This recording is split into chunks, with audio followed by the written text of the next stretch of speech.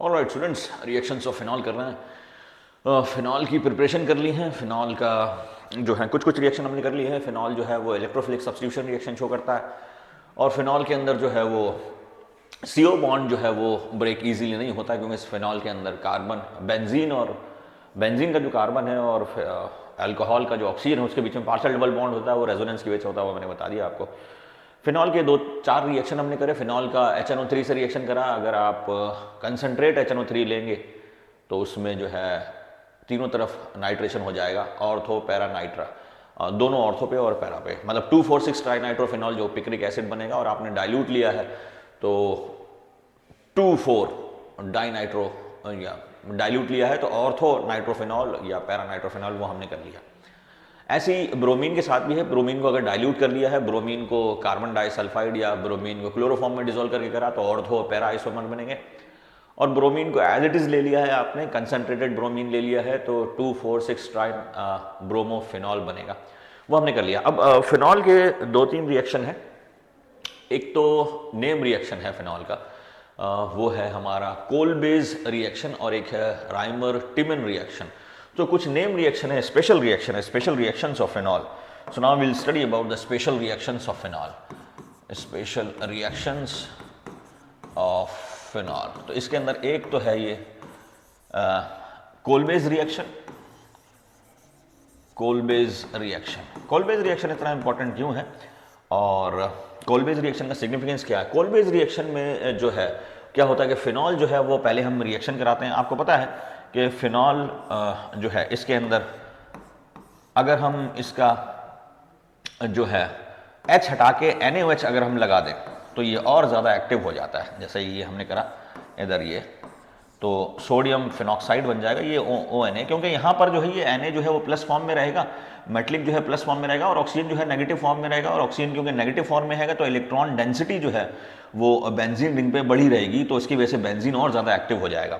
तो इसके अंदर पहले तो क्या करते हैं कि फिनॉल को पहले सोडियम हाइड्रोक्साइड से रिएक्शन कराते हैं। अब वो इसलिए कराते हैं क्योंकि बेंजीन जो है वो बहुत ज़्यादा एक्टिव हो जाता है, क्योंकि आपको पता है बेंजीन जो है वो इलेक्ट्रोफिलिक सब्स्टिट्यूशन रिएक्शन करता है।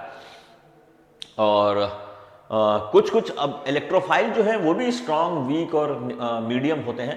तो अगर वीक इलेक्ट्रोफाइल से अगर आपको रिएक्शन कराना है तो उसके केस में बेंजीन की रिएक्टिविटी बढ़ाने के लिए फिर जो है फिनॉल को सोडियम से रिएक्शन कराया जाता है। इस केस में सोडियम जो है पॉजिटिव है क्योंकि वो मेटल है, और ऑक्सीजन जो है यहाँ पे नेगेटिव आ गया तो उसके ऊपर नेगेटिव चार्ज है। अब ये नेगेटिव चार्ज है ना, ये इलेक्ट्रॉन डेंसिटी बेंजीन पे बहुत ज़्यादा बढ़ा देगा। उसकी वजह से बेंजीन की जो रिएक्टिविटी है इलेक्ट्रोफाइल के लिए और वीक इलेक्ट्रोफाइल के लिए, वो भी वीक इलेक्ट्रोफाइल के लिए भी वो बहुत ज़्यादा बढ़ जाती है। तो इस केस में कोल्बे ने क्या करा है, सैलिसल्डिहाइड इस रिएक्शन में बनता है जो कि स्पेशल रिएक्शन है।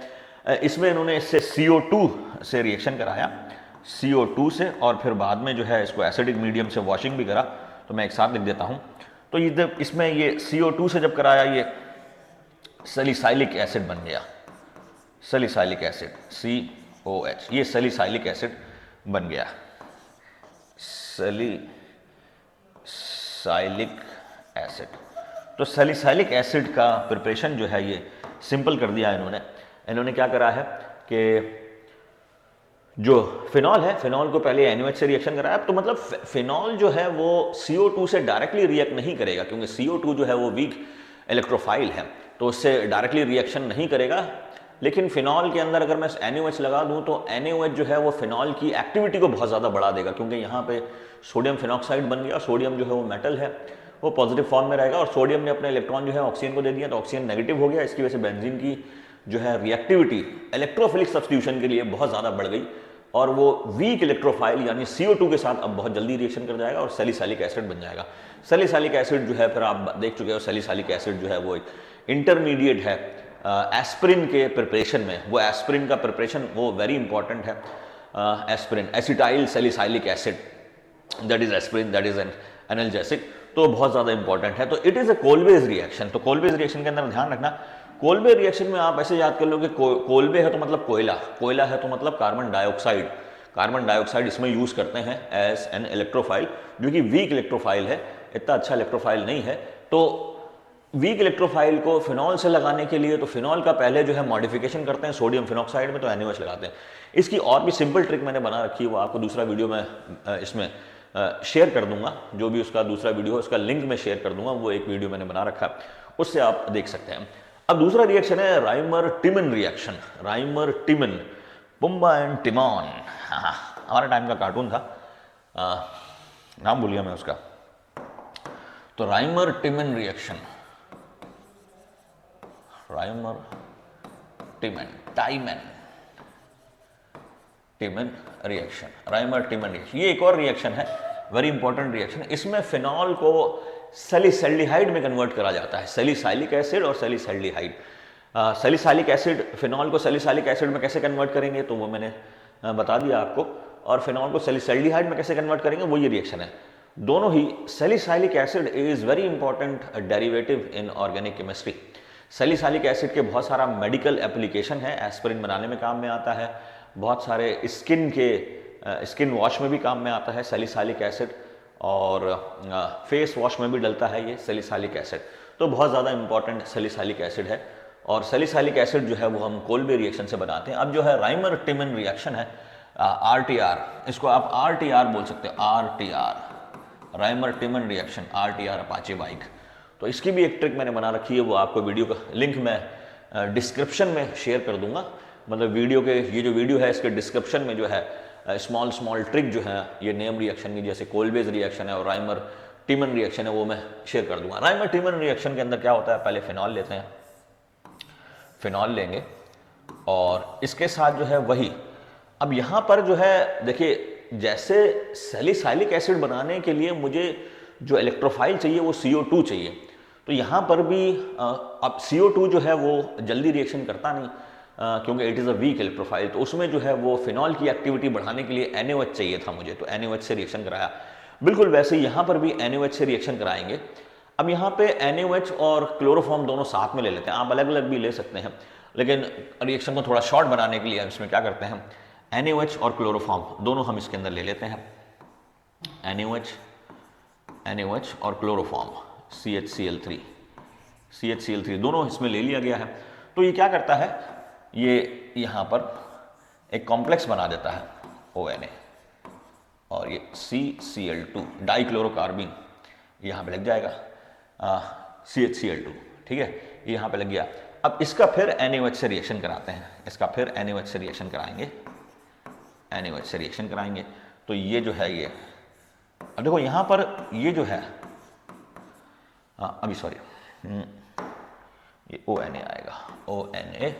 देखो यहाँ तक तो रिएक्शन आपको समझ में आया कि फिनॉल लिया हमने, फिनॉल का जो रिएक्शन है NaOH से कराया। NaOH से क्यों कराया, क्योंकि मुझे फिनॉल की एक्टिविटी बढ़ानी है, क्योंकि ये जो है ना CHCl2, ये भी एक वीक इलेक्ट्रोफाइल है, ये भी उतना अच्छा स्ट्रॉन्ग इलेक्ट्रोफाइल नहीं है, तो इसको लगाने के लिए फिर मुझे फिनॉल की जो है एक्टिविटी को बढ़ाना पड़ा, क्योंकि इसमें Na+ हो जाएगा और ऑक्सीजन जो है वो माइनस हो जाएगा, तो इससे ये फिर इसका अटैक ईजी हो जाएगा। डाइक्लोरोकार्बिन, यहाँ पे जो इंटरमीडिएट होता है CCl2 डाइक्लोरोकार्बिन जो है, क्लोरोफॉर्म आपको डाइक्लोरोकार्बिन बना के देता है। अब देखो इसमें जो है मैं यहाँ पर इस स्ट्रक्चर को ऐसे बना सकता हूँ, इस स्ट्रक्चर को मैं ऐसे बना सकता हूँ, कैसे, ऐसे बना सकता हूँ, ये OH ONA और ये CHCl ये है, ठीक है। अब क्या है कि ये Cl हट जाएगा जब मैं NaOH से, एक्वस NaOH से रिएक्शन करूंगा, एक्वस NaOH, ये एक्वस है, एक्वस NaOH, इससे जब रिएक्शन करूंगा तो Cl हट जाएगा, Cl की जगह 2 OH आ जाएंगे। ये सब्स्टिट्यूशन रिएक्शन है, सब्स्टिट्यूशन रिएक्शन, तो ये जो है ये Cl हट गया और यहाँ 2 OH आ गए, OH और OH। अब एक ही कार्बन पर जब 2 OH आते हैं तो दैट इज अनस्टेबल, वो अनस्टेबल हो जाता है और वो जो है वाटर एलिमिनेशन कर देता है। इसने वाटर एलिमिनेशन कर दिया तो ये वाटर निकल गया उसमें से, मैं उसको वाटर को निकाल देता हूँ, उसको हटा लेता हूँ, मतलब ये जो चीज़ है इसको हटा लेते हैं, ये वाटर निकल गया। अब यहाँ पे कार्बन की वैलेंसी को सेटिस्फाई करने के लिए 2 डबल बॉन्ड आ जाएंगे, तो ये बन गया, ये हमारा ये चीज़ बन जाएगी। अब इसको एसिड वॉश कर देंगे, एसिड से वॉश कर देंगे, एसिड वॉश तो हमारा वो सैलिसल्डिहाइड बन जाएगा, सैलिसल्डिहाइड, OH और CHO, ये सैलिसल्डिहाइड बन गया। So it is a reaction. So ये रिएक्शन जो है इसके अंदर फिनॉल से सैलिसल्डिहाइड बन रहा है, और इसके अंदर जो इंटरमीडिएट हम ले रहे हैं वो एक डाइक्लोरोकार्बीन जो है वो इंटरमीडिएट बनता है इसमें, जो कि रिएक्शन को फैसिलिटेट करता है। ठीक है, तो phenol is converted into salicylaldehyde, phenol is converted into salicylaldehyde. अब इस रिएक्शन को डायरेक्टली मैं लिख सकता हूँ, जैसे रिएक्शन को मैं डायरेक्टली भी लिख देता हूँ, जैसे इसको हटा देते हैं, डाइक्लोरोकार्बीन, इसको यहाँ कर देते हैं, डाइक्लोरोकार्बीन इंटरमीडिएट है इसके अंदर, और इसको हटा देते हैं, डिलीट कर देते हैं। ठीक है, तो total reaction, in total I can write down this reaction in a simple equation like this. ठीक है, ये यहाँ पे OH NaOH, अरे बाबा हैंगी आ गया, NaOH CHCl3 क्लोरोफॉर्म, तो ये ONA CHCl2 और NaOH और एसिड वॉश H+, तो बीच का एक स्टेप मैंने हटा दिया है, OH CHO, ये बन गया salicylaldehyde. Now this is salicylaldehyde. तो ये आपको थोड़ा ध्यान आ गया होगा, क्योंकि फिनॉल को मैं सोडियम फिनॉक्साइड में क्यों कन्वर्ट कर रहा हूँ, क्योंकि एक्टिविटी बढ़ जाए, तो ये सैलिसल्डिहाइड।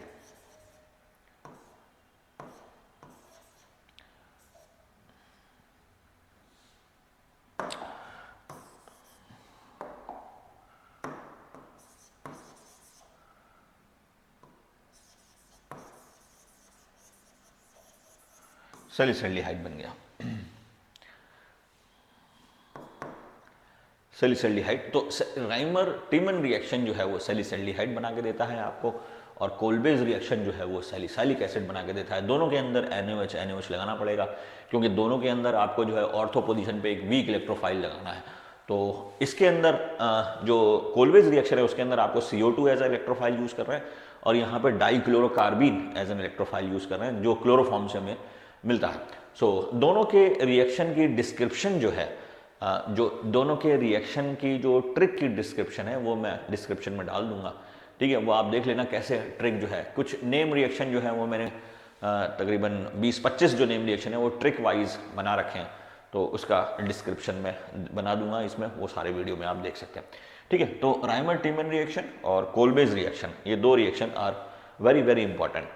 अब जो है वो फिनॉल जो है वो जनरली माइल्ड ऑक्सीडाइजिंग एजेंट से जनरली ऑक्सीडाइज नहीं होता, लेकिन जो बहुत ज़्यादा स्ट्रॉन्ग ऑक्सीडाइजिंग एजेंट है, सो oxidation of phenol, oxidation of phenol, phenol, तो ऑक्सीडेशन ऑफ फिनॉल, अगर फिनॉल का ऑक्सीडेशन करें तो ये बहुत स्ट्रॉन्ग ऑक्सीडाइजिंग एजेंट हमें लेना पड़ेगा, और वो होता है क्रोमिक एसिड। आप ले सकते हो Na2Cr2O7 in presence of H2SO4, Na2Cr2O7 की जगह K2Cr2O7 भी ले सकते हो आप, जो कि क्रोमिक एसिड हमारा बनेगा उससे, या तो Na2Cr2O7, क्योंकि NCERT में लिखा हुआ है इसलिए मैं आपको बता रहा हूँ, और Na2Cr2O7 भी ले सकते हो, और K2Cr2O7 क्रोमियम पोटेशियम डाइक्रोमेट या सोडियम डाइक्रोमेट, इसकी प्रेजेंस में सल्फ्यूरिक एसिड आप डालोगे तो क्रोमिक एसिड बन जाएगा। अब chromic acid is very strong oxidising agent. ये जो फिनॉल जो है इसको क्विनॉन में कन्वर्ट कर देता है। This is quinone, double bond O, ये ठीक है, वैलेंसी सेटिस्फाई करने के लिए ये क्विनॉन है, इट इज क्विनॉन। एक हमने हाइड्रोक्विनॉन भी पढ़ा था, तो क्विनॉन ये है, और ऐसी एक हाइड्रोक्विनॉन, ये हाइड्रोक्विनॉन है, ठीक है, हाइड्रोक्विनॉल, ये हाइड्रोक्विनॉल है।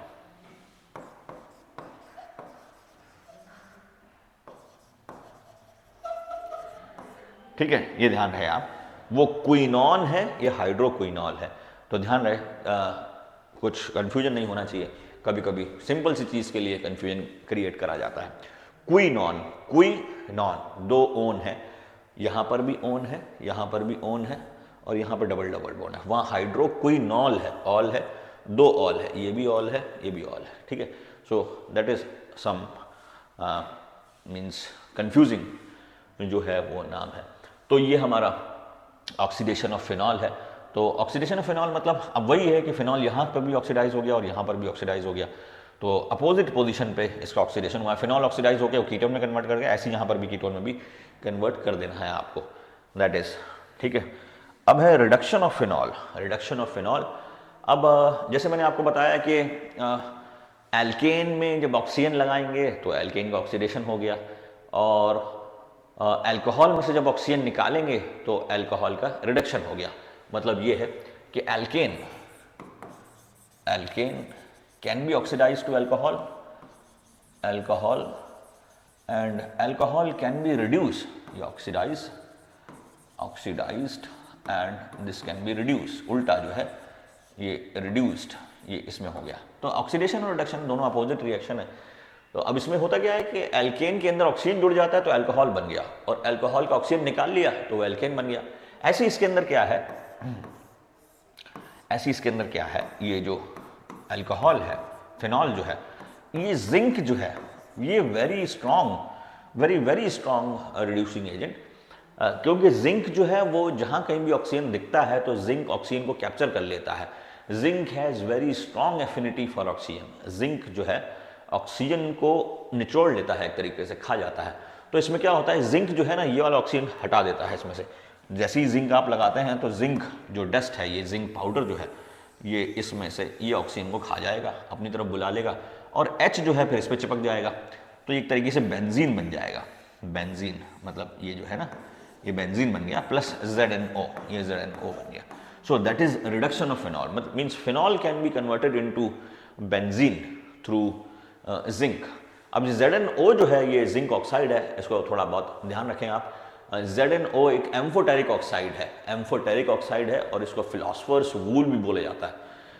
हिंदी में बोलते हैं इसको जस्ते के फूल, क्योंकि ये पॉपकॉर्न जैसा वाइट, कुछ पॉपकॉर्न जैसा होता है वाइट, तो जस्ते के फूल ये।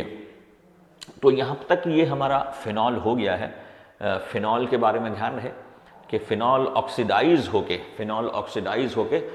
क्विनॉन बना लेता है। क्विनॉन ऑक्सीडाइज होके क्विनॉन बनाता है, जो कि क्रिस्टल होता है। तो क्या होता है, फिनॉल की बोतल अगर आपने खुली छोड़ दी तो आप देखोगे फिनॉल जो है वो हार्ड क्रिस्टल में कन्वर्ट हो जाता है। कभी आपने लैब में देखा हो कि फिनॉल की बोतल अगर आपने खुली छोड़ दी तो वो हार्ड ब्राउनिश या वाइटिश, कुछ ब्राउनिश वाइटिश क्रिस्टल में कन्वर्ट हो जाता है। This is because of quinone, क्योंकि वो एयर से कांटेक्ट में लेके ऑक्सीडाइज हो जाता है, ठीक है। तो ये हमारा, और फिनॉल को अगर जिंक के साथ करेंगे तो बेंजीन में कन्वर्ट हो जाएगा, दैट इज अनदर थिंग। तो ये फिनॉल वाला जो केस है वो हमारा खत्म हो गया। अब आपका जो एक पॉइंट बचा है वो है ईथर। अब ईथर में क्या है कि ईथर में भी फंक्शन ग्रुप ऑक्सीजन है एक तरीके से, तो इसलिए वो ईथर हम इसके साथ में ही पढ़ते हैं। तो ईथर, ETHER, ईथर के इसमें क्या होता है कि ऑक्सीजन बीच में होता है और दोनों तरफ एल्किल पार्ट, इधर और इधर, ये ईथर। तो इधर उधर दोनों तरफ, ईथर के इधर उधर, ईथर के दोनों तरफ इधर और उधर एल्किल पार्ट है, दैट इज ईथर। अब ईथर वैसे आप डायरेक्टली कांटेक्ट में नहीं आते ईथर के, बहुत रेयर है या आपको ईथर मिल जाए डे टू डे लाइफ में, क्योंकि ईथर का ऐसा कोई खास एप्लीकेशन नहीं है। फिनॉल आपको मिल जाएगा, फिनॉल हम पोछा ओछा लगाते हैं, डिसइंफेक्टेंट के काम में आता है। अल्कोहल भी आपको मिल जाएगा घर भर में, पंजाबी लोगों के घर में तो खूब मिलेगा अल्कोहल, और ठीक है। ईथर आपको बहुत कम मिलेगा। अब ईथर के अंदर क्या होता है, ऑक्सीजन से दो एल्काइल पार्ट लगे होते हैं। अब ईथर के अंदर दो होता है, एक सिमेट्रिकल ईथर होता है और एक अनसिमेट्रिकल ईथर होता है, symmetrical and unsymmetrical ether. Symmetrical ether मतलब ये है कि ऑक्सीजन के इस तरफ जो एल्किल पार्ट लगा है और उस तरफ जो एल्किल पार्ट लगा है वो दोनों सेम होगा, ये जैसे डाईमिथाइल ईथर। और इसका नॉमेनक्लेचर जो है ये भी अलग से होता है, वो मैं बता दूंगा आपको कैसे नॉमेनक्लेचर करते हैं। और ये अनसिमेट्रिकल ईथर है, इथाइल मिथाइल ईथर, जैसे C2H5, ये इथाइल मिथाइल ईथर है। तो इस सिमेट्रिकल ईथर, सिमेट्रिकल ईथर जैसे डाइथाइल ईथर,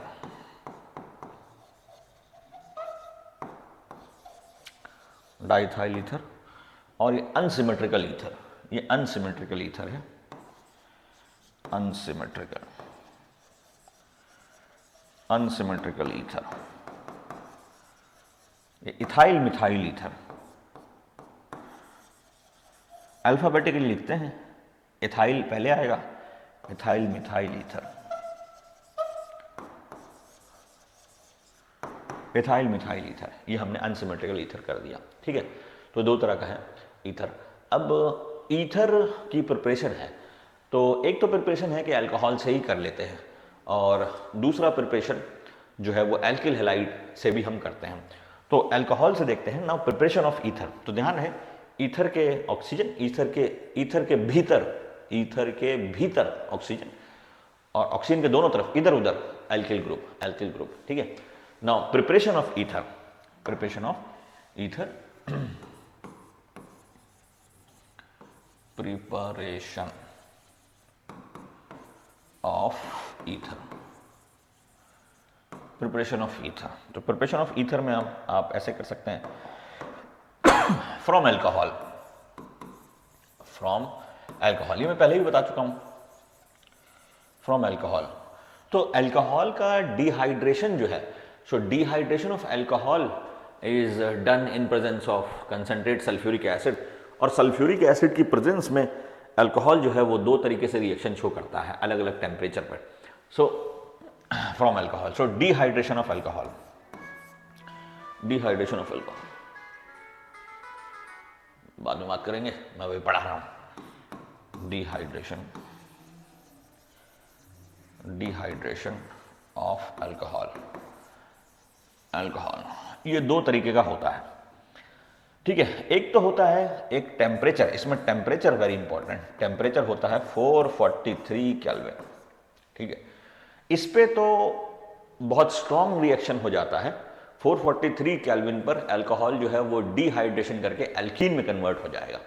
सो अल्कोहल, अगर आप कोई सा भी अल्कोहल लें, फॉर एग्जांपल CH3 CH2OH, और आपने इसे कंसंट्रेट सल्फ्यूरिक एसिड में CONH2SO4, 443 केल्विन या उससे ज़्यादा, तो ये डिहाइड्रेशन करेगा और एल्कीन में कन्वर्ट हो जाएगा, CH2 double bond CH2 plus H2, ये एल्कीन में कन्वर्ट हो जाएगा। ये मैं बता चुका हूँ आपको। हाई टेम्परेचर पे एकदम से वाटर मॉलिक्यूल कट जाता है, उसमें कार्बोकेटाइन बनता है, और एल्कीन जो बनेगा वो सेडजेफ रूल के हिसाब से ही बनाना आप मेजर, अगर आपको अनसिमेट्रिकल एल्कोहल मिला है या फिर आपको कॉम्प्लेक्स एल्कोहल मिला है, ठीक है, उसके केस में। और अगर ये जो रिएक्शन है ये लो टेम्परेचर पर है, अगर रिएक्शन जो है वो second, if reaction taking place at low temperature that is 414 kelvin, तो ये रिएक्शन स्लो होता है।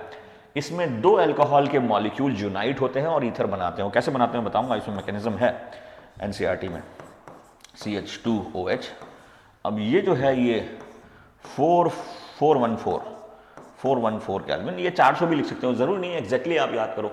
ठीक है, जो नए बच्चे हैं, नए मतलब नए जो पढ़ रहे हैं अभी ये, तो उनके लिए थोड़ा सा डिफिकल्ट होता है ये टेम्परेचर याद करना, कितना एग्जैक्ट टेम्परेचर है, एग्जैक्ट याद नहीं करना भाई, 450 भी लिख दोगे चलेगा, ये 450 या 400 लिख दोगे तो चलेगा, इतना कोई ज़्यादा वो नहीं, करके ही नहीं दिखाना है। बस ये है कि रिटेंशन पावर थोड़ी सी रखनी है, थोड़ा क्लियर कट कंट्रास्ट रखना है कि हाई टेम्परेचर पे क्या होता है और लो टेम्परेचर पे क्या होता है। तो हाई टेम्परेचर में बहुत, क्योंकि टेम्परेचर अगर हाई है रिएक्शन बहुत आग बबूला होकर करता है, तो एकदम से झटके से वाटर निकल जाता है, और रिएक्शन अगर टेम्परेचर कम है तो धीरे धीरे रिएक्शन होगा, तो धीरे धीरे वाटर निकलेगा, तो फिर ईथर बनेगा। तो इसके केस में ये ईथर बन जाता है, CH3 CH2O CH2 CH3, ठीक है, ये है। तो ये वाला हमारा जो है, that method can be used for the preparation of ether, मतलब dehydration of alcohol at low temperature. But this reaction or this method is generally suitable for the preparation of symmetrical ether. Symmetrical ether के लिए बनाने के काम में ही ये आता है। So this method, dehydration of alcohol at low temperature that is 414 Kelvin, और किसकी प्रेजेंस में, H2SO4 की प्रेजेंस में, H2SO4 कंसंट्रेट H2SO4 CONH2SO4, ठीक है, तो ये ईथर बन जाएगा। अब इसका मैकेनिज्म है, होता कैसा है वो देखते हैं, और इसमें दिक्कत क्या है? दिक्कत ये है कि ये सिमेट्रिकल ईथर बनाने के काम में ही आता है। अनसिमेट्रिकल ईथर जो है उसमें आपको ज़्यादा अच्छी ईल्ड नहीं मिलेगी, उसमें एल्कीन की ईल्ड ज़्यादा अच्छी मिलती है, क्योंकि अनसिमेट्रिकल में एक आपको अल्कोहल अलग लेना पड़ेगा, एक दूसरा अलग लेना पड़ेगा, तो उसके केस में ईल्ड अच्छी नहीं मिलेगी आपको, जैसे कि वुड्स रिएक्शन में होता है। वुड्स रिएक्शन के अंदर भी जो है सिमेट्रिकल एल्केन बनते हैं, अनसिमेट्रिकल एल्केन बनाना उसके लिए मुश्किल है। ऐसी जो है ये वाला जो है मतलब dehydration of alcohol at low temperature in presence of sulphuric acid prefers symmetrical ether formation. ये ध्यान है, सिमेट्रिकल ईथर फॉर्मेशन को ही प्रेफर करेगा। अब ये जो रिएक्शन है ये SN1 मैकेनिज्म है। SN1 जो मेथड है, न्यूक्लियोफिलिक सब्स्टिट्यूशन रिएक्शन 1 ऑर्डर 1, उसको फॉलो करती है। तो कैसे होता है देखते हैं। तो इसके अंदर क्या है कि मैं दो अल्कोहल है, मैंने CH3 CH2OH पहले तो, अब मैंने अल्कोहल लिखा है तो इसका मतलब एक ही अल्कोहल का मॉलिक्यूल नहीं है। रिएक्शन लिखते टाइम पे हम एक लिखते हैं, लेकिन इसका मतलब एक मोल है। एक मोल का मतलब यह है कि अरबों खरबों करोड़ों और बहुत ज़्यादा मॉलिक्यूल्स हैं। उसमें से क्या होता है, जब आप सल्फ्यूरिक एसिड उसके अंदर डालते हैं और टेम्परेचर कम रखते हैं तो कुछ जो अल्कोहल के मॉलिक्यूल हैं उनका प्रोटोनेशन हो जाता है। ये प्रोटोनेशन मतलब ये यहाँ लग जाएगा, सो ये प्रोटोनेशन हो गया। अब आपको मैंने बताया है कि जब भी अल्कोहल का प्रोटोनेशन होता है तो प्रोटोनेटेड अल्कोहल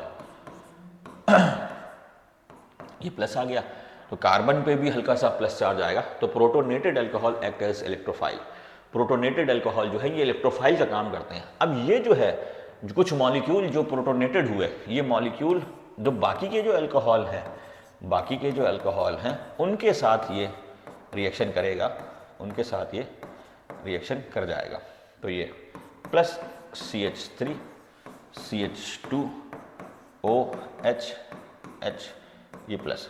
अब देखो ये जो है यहां से ये मॉलिक्यूल, अब देखो कार्बन के ऊपर यहां पर प्लस चार्ज होगा क्योंकि ऑक्सीजन ने जो है, क्योंकि ऑक्सीजन पे प्लस चार्ज है, ऑक्सीजन जो है कार्बन से अपने इलेक्ट्रॉन खींचेगा तो कार्बन पे भी हल्का सा प्लस चार्ज आएगा। वो कार्बन इस पे अटैक करेगा, इसके लोन पेयर पे, ये अब न्यूक्लियोफाइल की तरह काम करेगा। तो ये एक ऐसा रिएक्शन है जहां पर जो बता रहा है, ये एक ऐसा रिएक्शन है जो ये बता रहा है कि alcohols can act as electrophile and alcohols can act as nucleophile. Protonated alcohol act as electrophile while non protonated alcohol, normal alcohols act as nucleophile. तो ये न्यूक्लियोफाइल का काम कर रहा है, वो इलेक्ट्रोफाइल काम कर रहा है। जब ये होता है तो वाटर निकल जाता है, जब ये होता है तो यहाँ से वाटर भाग लेता है। किसमें भाग लेता है, किसमें भाग नहीं लेता, भाग जाता है। क्योंकि जैसे मैंने बताया कि ऑक्सीजन के ऊपर 2 H जब आ जाएंगे तो पागल छांड हो जाता है, अपना हाथ हिलाता और ये जो है वाटर बन के निकल जाएगा। CH3 CH2 और ये O। अब ये हाइड्रोजन मैं नीचे लिख लेता हूँ और ये कार्बन जो है यहाँ पे आके जुड़ जाएगा CH2 CH3 और ये लोन पेयर में बना देता हूँ यहाँ पे, ये लोन पेयर, ठीक है। अब ऑक्सीजन पे जो है वो प्लस चार्ज आ गया, यहाँ पे एक लोन पेयर हटाना पड़ेगा मुझे। ऑक्सीजन पे प्लस चार्ज आ गया तो ये क्या करता है, H प्लस को निकाल देता है, H प्लस को निकाल देता है। तो जो H प्लस यूज हुआ था वो H प्लस वापस निकल गया, that is acting as catalyst. अब ये हमारा जो है वो ईथर बन गया। तो इसीलिए इसमें सिमेट्रिकल ईथर का फॉर्मेशन जो है वो ईजी है, अनसिमेट्रिकल ईथर का फॉर्मेशन डिफिकल्ट है। So it is an SN1 mechanism. ये ध्यान रहे कि ये जो है ये SN1 अभिक्रिया है, अभिक्रिया अभी तो किया, ये SN1 जो है ये मैकेनिज्म है। So it is an SN1 mechanism.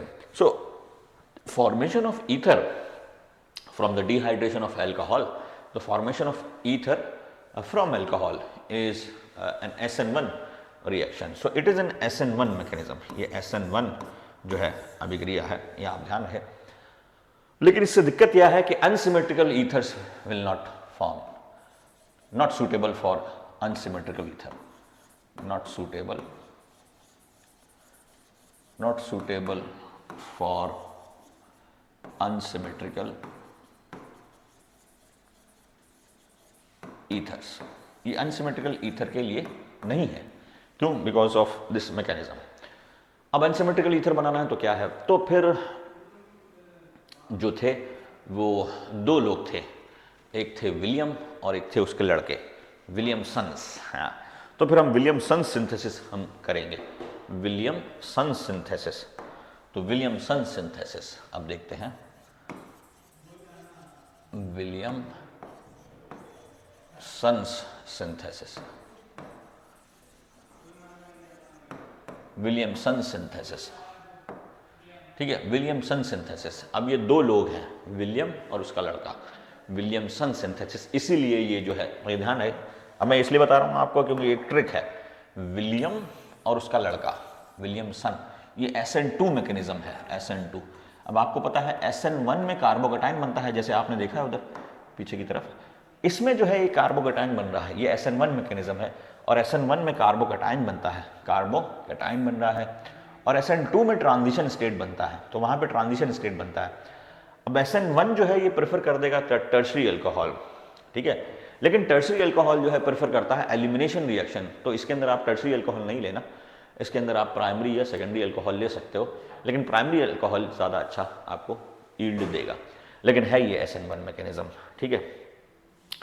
और SN2 मैकेनिज्म में क्या होता है कि ट्रांजिशन स्टेट बनता है। अब इसमें क्या होता है कि आपको एक सोडियम फिनॉक्साइड लेना पड़ता है, NaOCH3, सॉरी सोडियम फिनॉक्साइड नहीं, सोडियम एल्कोक्साइड लेना पड़ेगा, सोडियम एल्कोक्साइड, ये तो सोडियम मिथॉक्साइड है, तो सोडियम एल्कोक्साइड लेना पड़ेगा, और एक एल्किल हैलाइड हमें लेना पड़ेगा, जैसे CH3 CH2X, ये हमने ले लिया, Cl ले लेते हैं, Cl ले लेते हैं, Cl प्लस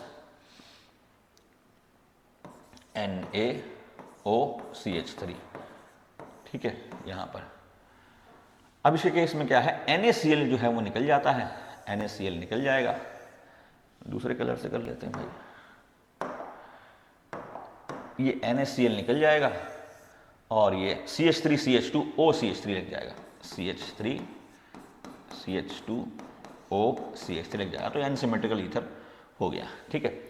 अब इसमें कंडीशन ये है, क्योंकि ये SN2 मैकेनिज्म है, और SN2 मैकेनिज्म जो है वो ट्रांजिशन स्टेट फॉलो करता है, इंटरमीडिएट ट्रांजिशन स्टेट फॉलो करता है, और SN2 के लिए एल्किल हैलाइड जो है हमारा प्राइमरी होना चाहिए। सो फॉर SN2 मैकेनिज्म के लिए जो एल्किल हैलाइड है RX, वो 1 डिग्री जो है वो ज़्यादा प्रेफर करता है, फिर 2 डिग्री जो है, फिर 3 डिग्री, मतलब प्राइमरी एल्किल हैलाइड जो है ये SN2 को प्रेफर करता है, 3 डिग्री प्रेफर नहीं करेगा। तो इसमें ये जो है, आप इसमें ये ध्यान रहे कि एल्किल हैलाइड जो है, एल्किल हैलाइड ये आपको प्राइमरी ही लेना है, alkyl halide should be primary, remember that, ठीक है, गांठ बांध लें, कुछ और नहीं बांधे। तो एल्किल हैलाइड को आपको प्राइमरी लेना पड़ेगा, प्राइमरी एल्किल हैलाइड, ये कुछ भी ले सकते हैं, इससे कोई दिक्कत नहीं है। सोडियम एल्कोक्साइड कोई ज़्यादा दिक्कत नहीं करेगा आपको, क्योंकि ये जो है ये प्रोटॉन एब्स्ट्रैक्टर भी है, बहुत अच्छा बेस बनाता है, क्योंकि इसमें सोडियम प्लस होगा और CH3O- जो कि बहुत अच्छा कॉन्जुगेट बेस है, तो H+ भी वो खींच लेगा, खैर वो अलग बात है, उसको हम बाद में देखेंगे। Since this reaction is SN2 mechanism, ध्यान रहे विलियम और उसका लड़का, दो लोग हैं, तो SN2 वहां पर सिर्फ एक एल्कोहल है, डिहाइड्रेशन ऑफ एल्कोहल, वहां से जो ईथर बनेगा वो SN1 मैकेनिज्म फॉलो करता है, और विलियमसन्स जो है वो SN2 मैकेनिज्म फॉलो करता है। और SN2 के अंदर आपने पहले पढ़ चुके हैं SN1 और SN2, सना 1 का एक हाथ काट के सना 2 के लगा दें, वो आप देखो पुरानी सीरीज, बहुत अच्छा मैंने एक्सप्लेन करा है, बहुत अच्छा मैंने एक्सप्लेन करा है, ठीक है, कोई बात नहीं।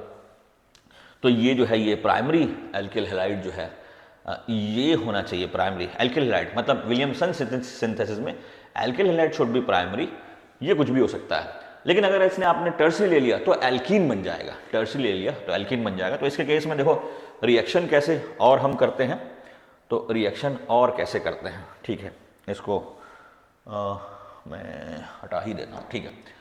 तो विलियमसन सिंथेसिस, ये किसका सिंथेसिस है, ये ईथर का सिंथेसिस है, विलियम और उसका लड़का सन सिंथेसिस ऑफ ईथर, ये ईथर का है, तो ये SN2 मैकेनिज्म फॉलो करता है, SN2 मैकेनिज्म, ठीक है। अब इसके केस में क्या है, CH3 CH2 Cl plus NaOCH3, ये रिएक्शन हो जाएगा, नो डाउट इसमें, CH3 CH2OCH3, प्लस NaCl, दोनों प्राइमरी ले लो, मतलब सोडियम एल्कोक्साइड जो है वो भी प्राइमरी नेचर का है और एल्किल हैलाइड भी प्राइमरी नेचर का है। अब ये है कि ये टर्सरी ले लेते हैं, ये पहले उसको टर्सरी ले लेते हैं, ठीक है, पहले जो है इसको टर्सरी ले लेते हैं, plus NaOC,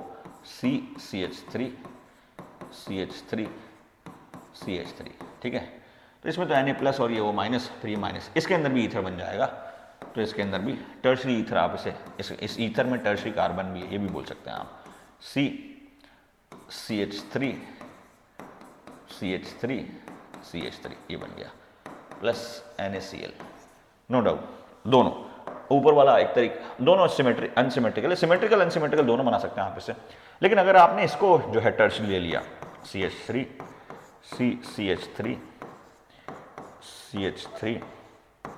Cl plus NaO, और इसको हम प्राइमरी मान लेते हैं, तो अब ये क्या करता है, ये beta eliminate, because it is a very strong base also, मतलब ये जो है ना alkoxide ion very strong base, तो ये क्या करेगा, बीटा प्रोटॉन एलिमिनेशन कर देता है, बीटा एलिमिनेशन करता है, तो एल्कीन बना देता है। यहाँ पर ये एल्कीन बना देगा, CH3 C double bond CH2 CH3, ये एल्कीन बना देगा, ठीक है। तो इंस्टेड ऑफ फॉर्मिंग ईथर वो एल्कीन बना देगा, क्योंकि ये जो है ये कार्बोकटाइन में कन्वर्ट होगा, और कार्बोकटाइन जो है वो बीटा एलिमिनेशन कर देगा, क्योंकि बहुत स्ट्रॉन्ग बेस है एल्कोक्साइड आयन, बहुत स्ट्रॉन्ग बेस है, तो बीटा एलिमिनेशन खींच लेता है। लेकिन इसके केस में जो है ये बीटा एलिमिनेशन नहीं कर पाएगा, ये सीधा जो है ये ईथर में कन्वर्ट कर देगा, तो ईथर में कन्वर्ट कर देगा, लेकिन इसके अंदर जो है वो कार्बोकटाइन बनेगा, क्योंकि वो SN1 पे चला जाएगा, क्योंकि ये टर्सरी है। और हमने देखा कि विलियमसन सिंथेसिस जो है वो SN2 मैकेनिज्म को फॉलो करता है, इसलिए ये दोनों तो दे देंगे, ये और ये दोनों दे देंगे, क्योंकि इसमें हमने प्राइमरी एल्किल हैलाइड लिया है। तो एल्किल हैलाइड जो है वो प्राइमरी नेचर का होना चाहिए, ये जो है ये कुछ भी हो, ये प्राइमरी हो, सेकेंडरी हो, टर्सरी हो, एल्कोक्साइड आयन जो है वो कैसा भी हो, तो उससे हमें ईथर बन जाएगा। सो it is again another preparation for the formation of ether. तो ये भी ईथर का फॉर्मेशन हम कर सकते हैं ऐसे। तो ईथर की दो प्रिपरेशन हमने कर ली, विलियमसन सिंथेसिस हमने कर लिया, that is an important reaction, और हमने करा है अल्कोहल का प्रिपरेशन, अल्कोहल से ईथर का preparation, that is also an important reaction, ठीक है। अब जो है कुछ ईथर की प्रॉपर्टीज़ हैं। ईथर जो है वो, उसके अंदर आपने देखा कि ईथर के भीतर जो है वो ऑक्सीजन होता है, और उसके दोनों तरफ जो है वो अल्किल ग्रुप लगे होते हैं। Although ether contains polar bond, so properties of ether, properties आज अभी फिजिकल प्रॉपर्टीज ही पढ़ेंगे, फिजिकल हो जाएंगे आज ईथर के साथ, ऑफ ईथर। ये तो इसी केस में आपने देखा है ROR, ये है हमारा, तो इसके अंदर जैसे CH3OCH3, तो ये जो बॉन्ड है ये पोलर बॉन्ड है एक तरीके से, ये बॉन्ड जो है ये पोलर नेचर है, क्योंकि OC बॉन्ड है, so it contains slightly polar. लेकिन ये जो पोलर बॉन्ड है इसके अंदर, क्योंकि ये आप देखोगे इधर है और ये इधर है, तो दोनों अपोजिट नेचर हैं, तो इसका जो पोलैरिटी है वो एल्किल हैलाइड से एक तरीके से थोड़ा कम, non polar, ethers are slightly non polar, ethers are slightly less polar, ethers are slightly less polar as compare to alkyl halide. So alkyl halide में क्या है, CH3X, ये Cl मान लो आप, या CH3Cl, यहाँ पर वो अपोजिट नेचर नहीं है, तो इनकी जो पोलैरिटी है एक तरीके से alkyl halide are more polar as compare to ether. उसी की वजह से क्या होता है कि एल्किल हैलाइड का बॉइलिंग पॉइंट जो है वो ज़्यादा होता है, तो ether contains polar, ether contains polar CO bond होता है, ठीक है। अब बॉइलिंग पॉइंट, क्योंकि आपने देखा है कि बॉइलिंग पॉइंट जो है वो डायपोल मोमेंट पे डिपेंड करता है, पोलैरिटी पे डिपेंड करता है। सो बॉइलिंग पॉइंट क्या हो जाएगा, अगर हम अल्कोहल, ईथर, एल्केन सबका बॉइलिंग पॉइंट देखें, तो बॉइलिंग पॉइंट अल्कोहल का सबसे ज़्यादा होगा because of high intermolecular force of attraction, hydrogen bonding, इसका ज़्यादा होगा। फिर एल्किल हैलाइड का होगा, एल्किल हैलाइड, फिर ईथर का होगा, और फिर एल्केन्स का होगा, एल्केन्स का होगा इंपॉर्टेंट, ये एल्केन्स का होगा, ठीक है। ये हमारा पूरा बॉइलिंग पॉइंट का ऑर्डर इंपॉर्टेंट, वो पोलैरिटी के बेस पे है। So ether contains CO polar bond and ethers are slightly less polar as compared to alkyl halide, and due to which we have the following boiling point order। तो ये boiling point का order है, boiling point order, ये boiling point का order है। अब जो है वो एक और प्रॉपर्टी है, वो है solubility in water टाइम, ठीक है। solubility in water, so ethers are slightly soluble in water because ethers are soluble in water because they can form hydrogen bonding। लेकिन जैसे जैसे बल्की ग्रुप बढ़ेगा, ईथर का जो एल्किल पार्ट है दोनों तरफ, उनका बल्कीनेस बढ़ेगा तो वो solubility कम होगी। तो मैं लिख लेता हूँ solubility in water। तो solubility, ethers are soluble in water, ethers are soluble in water because they can form hydrogen bond, because they can form hydrogen bond with water।